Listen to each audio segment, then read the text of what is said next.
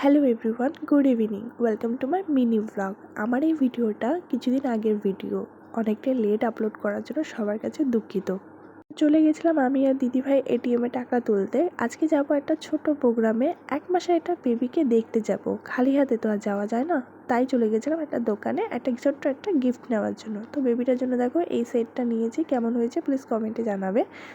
তারপরে বাড়ি চলে এসে সবাই মিলে রেডি হয়ে দেখো এখানে সবাই রেডি হয়ে গেছে, আমার মেয়েরাও রেডি হয়ে চলে গেলাম প্রোগ্রাম বাড়িতে পৌঁছে গেলাম আর দিয়ে দিলাম মেয়ের মাকে গিফট। দেখো কি সুন্দর মেয়েটা হয়েছে, কি সুন্দর একটা কিউট বেবি।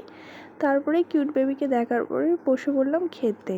দিয়ে দিল সবার আগে 2টো লুচি আর ছোলার ডাল। সত্যি কথা বলতে আমি ছোলার ডাল খুব একটা পছন্দ করি না, কিন্তু লুচির সাথে খেতে বেশ ভালো লাগে।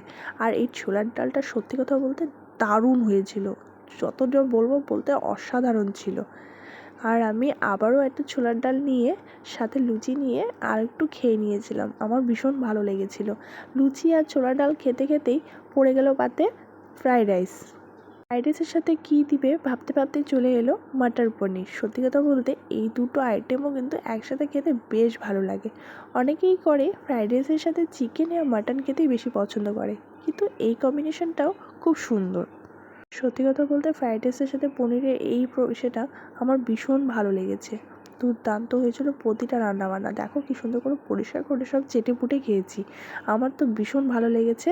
সবকটা আইটেমই ছিল নিরামিষ।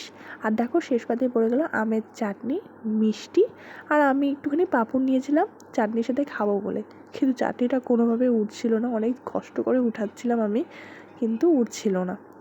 তো চাটনি মিষ্টিটা দুর্দান্ত খেলাম, অনেক কষ্ট করে উঠালাম শেষ পর্যন্ত ফাইনালি মুখে ঢুকিয়েই নিলাম।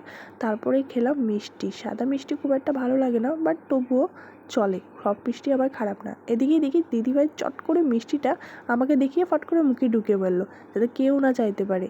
আর এদিকে দেখো আমার যা যে কী ইশারা দেখালো আমি বুঝতে পারলাম না, কিন্তু আরেকজনকে দেখি ওদিকে লজ্জা পেয়ে বলছে আমি আর কিচ্ছু নিব না, লাজুক মেয়ে একটা।